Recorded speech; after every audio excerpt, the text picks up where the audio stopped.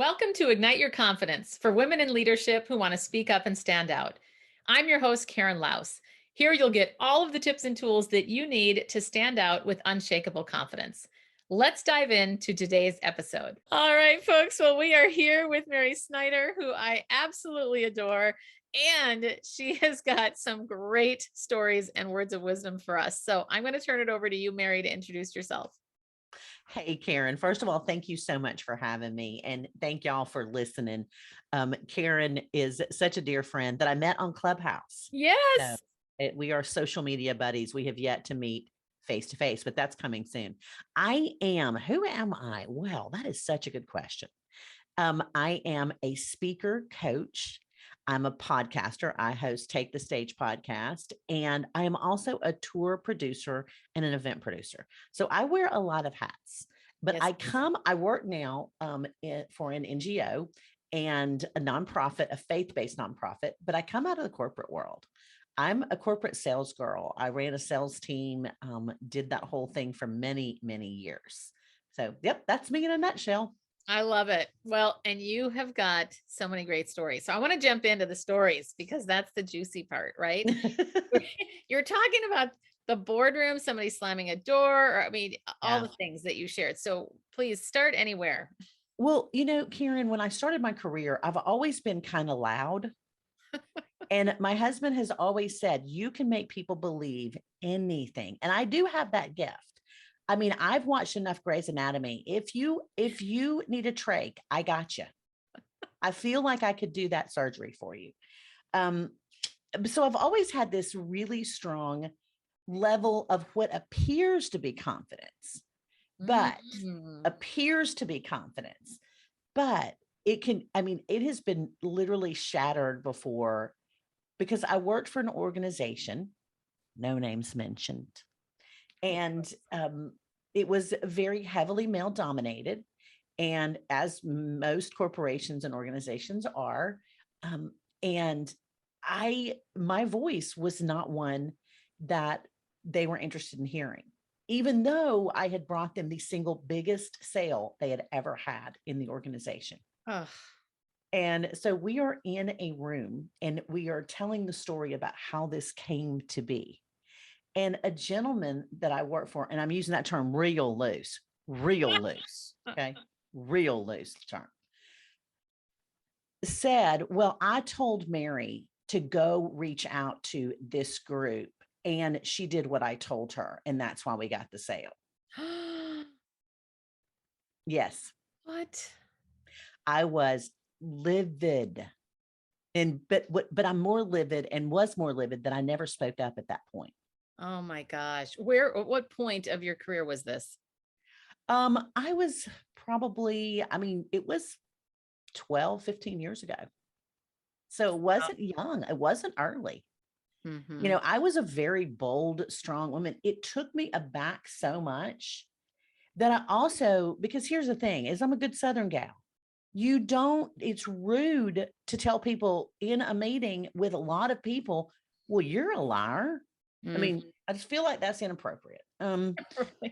Well, I But think yeah, go. there's a better way. I could have gone a different way. Now, I mean, But I what will would you have say done? Yeah. what I should have done is said, well, that is not exactly how that happened. Let me share what happened. Is I made the connection to this very well-known group, and I secured the meeting. And then you said, wouldn't it be a good idea? Because that's exactly what happened. And but because I was too worried about making someone feel bad, that I made me feel bad. Oh, wow. What a And powerful. in retrospect, I should have called the person on the carpet and said, you know what, that's not exactly what happened. Not call him a liar, because that would have been rude. Yeah, But probably not the best which idea. is that's not exactly what happened. Is code for liar, liar, pants on fire. Mhm. So while we didn't do liar, liar, pants on fire, we did do that. Now I will tell you that everyone in that meeting knew the real story. I did not know this. Really? Everybody in that meeting, because one of my counterparts at this organization had already told the key components, and it had spread to all the departments what really happened. Oh, wow. So it really was. So they all knew. So it ended up in my benefit. But so that wasn't that many years ago.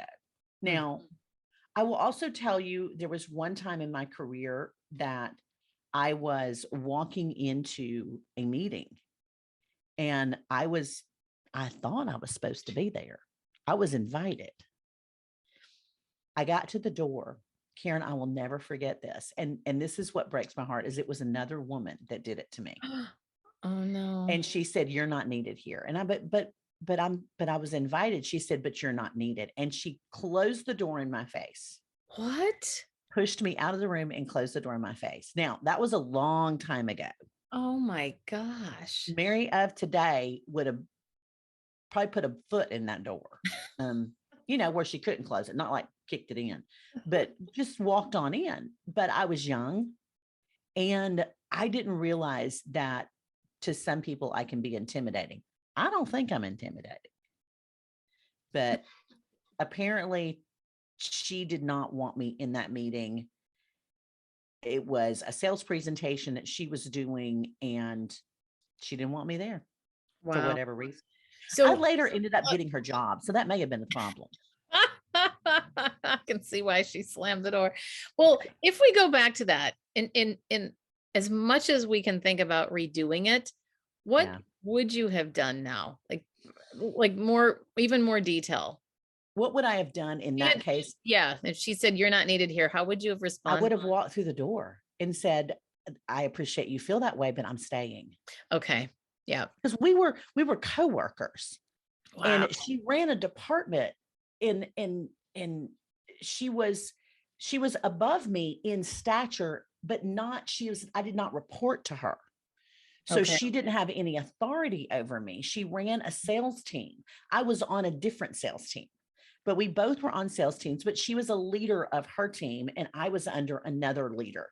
But I would have just walked through the door. I would Mm. have just said, "Well, I'm staying." And if there had been an issue, I would have asked the person I reported to, "Do you need me to leave?" Okay. Graciously and kindly, but Yeah. it was again, I don't know what all of her issues were, you know. Well, right. I mean, what I find fascinating is that there's a few different dynamics there at play. That it's one thing, like most of us as human beings, we don't want to be a bother. We don't want to get in the Right. way. And Right. so there's that element of, I would probably even feel like, oh, well, okay. Like if I'm not wanted somewhere, I don't I don't necessarily want want to to go. push. Yeah. Right. I'm not going to push myself. But then there's that point at which you go, like you'd said, if you were to do it over, of I'm staying, or this was on my calendar, whatever you would say. Right. And I feel like there's a couple different dynamics at play that take even extra strength to be able Yes. to take that seat at the table. And Yes. that is so much of what I've coached people on, and what a lot of people that are listening are dealing with, is how do you deal with this, especially that the male dominated industry. But then I laughed the other day when I heard somebody say, well, isn't everything male dominated? Listen, Karen, I'm old enough to remember, and your listeners are like, "Good Lord, y'all got grandma up on the podcast." No. But I remember when I started. Now I live in the deep South. I know everybody listening stunned right now that I said that, but when I started my career in sales, we were not allowed to wear dresses. I mean, Wow. wear pants. I'm sorry, we had to wear Oh, dresses. pants. Yeah, yeah, yeah. We were not allowed to wear pants. We had to wear dresses. And I've always been a wee bit of a rebel, much more now than I was as a young woman. And I remember saying, "Well, the men don't have to wear dresses. Why do I have to wear a dress?" How did that But go over? not well. It did not go good. It did not go good. Um, but I moved up the ranks. But confidence was something that I only found in achievement. Oh, yeah. So Same. if I was doing well and winning, then I felt confident. Mm-hmm. Mm-hmm. But my confidence was definitely just in that. If I was slightly unsure about something, I would acquiesce my thoughts to whoever else was in the room, Mm-hmm. particularly men, Mm-hmm. because they were like, "Well, I don't think that's a good idea." Okay, well, maybe it's not. instead of Right. fighting for what I believed in, particularly when you're talking about forecasting and dreaming. As long as it was something I was doing and successful at, I would say, no, it works. Here's the proof. Mm-hmm. But if it was something that I said, let's try this, and was pushed back on, and I didn't stop doing that until probably about 10 years ago, when I asked a boss, I said, what's the one thing you would love for me to stop doing? Oh, wonderful. And I said, to help me grow as one of your employees. Great question to ask your boss, by the way. And Yes. he said, I want you to stick up for yourself. You have great ideas, but you let other people push you around, which Mm. I was stunned because I don't think of myself that way. But he was Oh, absolutely right. wow. What a wonderful gift about, Yes. I mean, that's fascinating to me about the awareness piece. And isn't Yes. that so much what you and I both coach people on is Yes. it's wow. That's really interesting. Because I'd never seen that in myself. And the minute he said that, and I even pushed back, I said, what do you mean? He goes, if anyone challenges you, you will set aside your opinion for theirs. He said, you've Mm, got to learn to believe in yourself more. And I was like, well, okay. I mean, it wasn't easy. We didn't go from, you know, acquiesce your position to somebody else's to all of a sudden I'm always right. But if I firmly believe in something, I love a good conversation about it. mhm, I mhm. love a good conversation about, okay, so here's my concept for I want to do, I'm a tour producer. I want to do this type of tour. And somebody says, well, that won't work. Before I would just go, okay. But now it's, well, tell me why you don't believe it will work. And let me share with you why I believe it will. So it's Yeah, entering in that push pull, because I think as women, and help me understand this, that's something we struggle with sometimes. for sure. And I love doing that. I think that is so healthy Mhm. to just ask people, well, why do you believe that? Exactly. It at least invites possibility into the conversation besides Yes. that, oh, there's only one way to do something. I think everything that you're saying is so relatable. I mean, I feel like I'm going through this Rolodex in my head of yes, yes, all these different stories I have for that too. And how often we acquiesce. That Yes. it happens so often. I mean, Our power. yeah, I mean, I remember it's funny because earlier on in my career, I had a similar experience where my boss said, you have great ideas, but we need to hear more of them.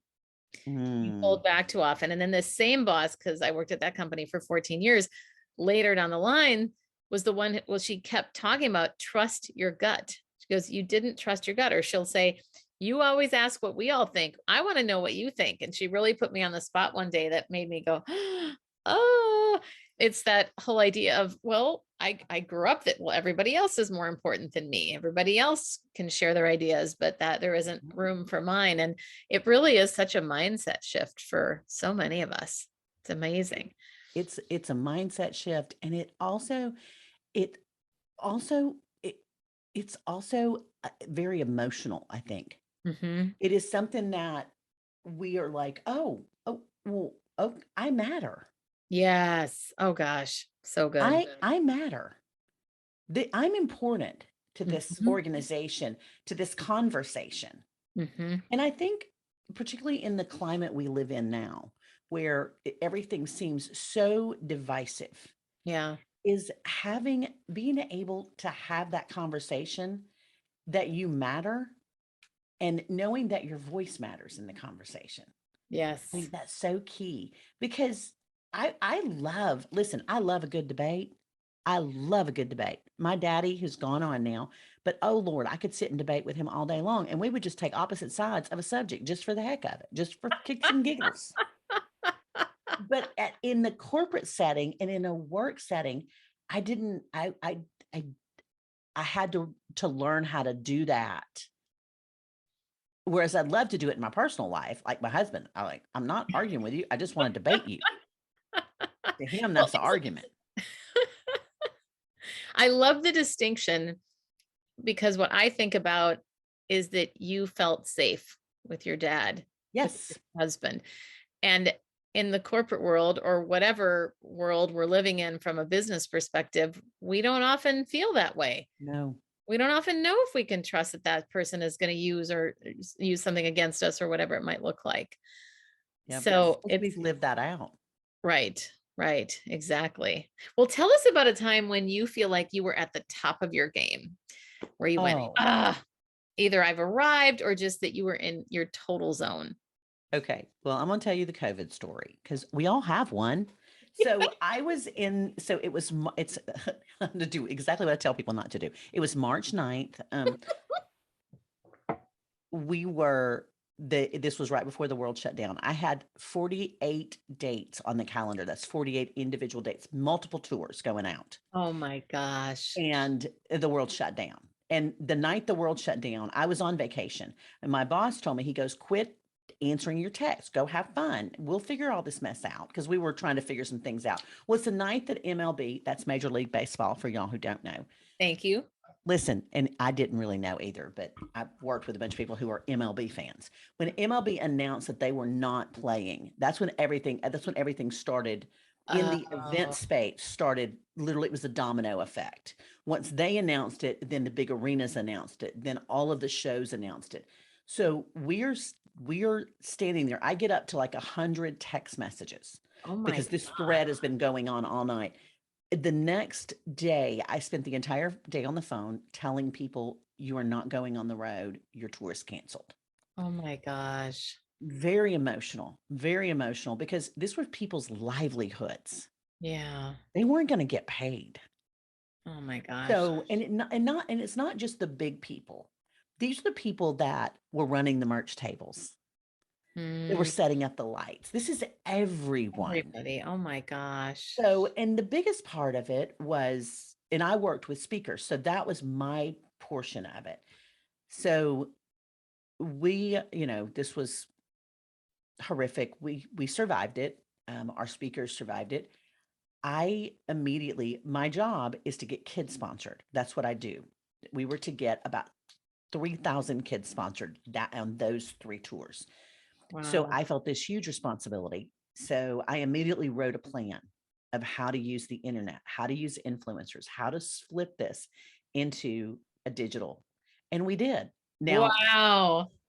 I will tell you, we didn't get 3,000 sponsored, but we got over 1,000 sponsored in That, just a few months. wow. And we literally just created, I had been working on it for a long time, but I created a strategy of using Zoom meetings and inviting their audience in and getting kids sponsored. And we had the best time, and people got paid. The great thing is speakers were making money and kids were getting sponsored, and people were getting to go to live events, albeit they were in their home and nobody was wearing pants anymore. But it was good. But because I love creating, and it was a creative solution to a problem that had never existed before.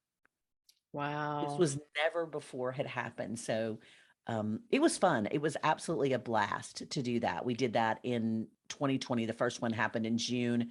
We did it all the way through to the end of the year. The last one was called 12 Days of Christmas, where we did 12 live events in a row, digital Uh, events. It was a joke, Karen. I was making a joke in a meeting because we had done 6, we had done a fall run with like 5. And I said, let's do 12 Days of Christmas. Wouldn't that be a hoot? and then And it's like, my boss was like, that's a great idea. I was like, that was a joke, but we did it. And we got, I don't remember, but all total, oh, it was more than that. It was over 1,000 kids in that 6-month period when we didn't think we'd be able to get anything done. So yeah, that was it. rats, that's incredible. That's so great. What do you think it was about you that made that happen? I think Character quality or what have you? well, number one is because I am a fixer. Mm, So I go in, and if that's a part of my strength finders, I think it's the strategy piece. okay. I can see the solution. So I look at the situation and I find solutions. And it's something that I am gifted in. I don't find, I can see the problem, but I focus on the solution. We'll sort out the problem later, but we're going to create the solution. And I knew that number one, speakers needed a way to make an income. They had to. They had lost all of their income. Number two, kids needed to get sponsored. Number three, people wanted to do something. People had money. They didn't know what to do with it. We couldn't go anywhere or do anything. Those speakers had audiences that wanted to talk to them. So we created opportunity. Why did it work? Because I was tenacious about this. I was like, we've got a responsibility. I literally drove my boss and my boss's boss crazy because I told him, I said, we have to do this. And he was like, well, we're going to sit back and, everybody wanted to sit back and wait 14 days to flatten the curve. I was like, okay, May 1, we're back at it. May 1 came and went. And I was like, okay, y'all, this is it. We have to do something. Wow. These people aren't making a living. We're not getting kids sponsored, and I'm losing my ever loving mind. So I just wouldn't let up. And I kept at it and kept at it and kept at it. And it was the tenacity to be able to say, we can do this. I know it's never been done before, but we can do it. And then just letting people know that there was a problem. And that you are a part of the solution. Talking to speakers and saying, I know what your problem is. You need money. I'm a part of the solution. Help me get kids sponsored. It's going to be a win for all of us. So, wow. Congratulations. Never give up is what it is. I love it. I love the tenacity. Yeah, that's amazing. Well, what advice would you give a woman who is feeling a lack of confidence? Oh. Well, the first thing I want to say is trust yourself. You are so much more than you believe you are. And here's what I want you to think about. I want you to go back to that little girl who held the hairbrush and danced and performed or wrote the story or whatever it was that you did. Remember her and how confident she was before people stepped into your life, like they stepped into my life and said that we weren't enough. Because you are exactly enough. And if anybody ever tells you you're not enough, then that's on them, not you. Yeah. If you are struggling with your confidence, look in the mirror. And I'm going to go ahead and tell y'all, listen, I look in the mirror and all I want to know is, who is that old woman looking back at me? But look in the mirror and just look at that person. You have got something to offer. What is the thing that you have to bring to the table? And you know what? Do not hide it.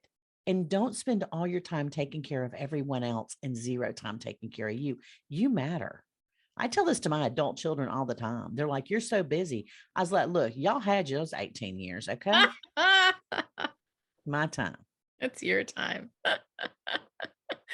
One other question before we start wrapping up here. This is a big one. What is the most unexpected thing that's ever happened to you?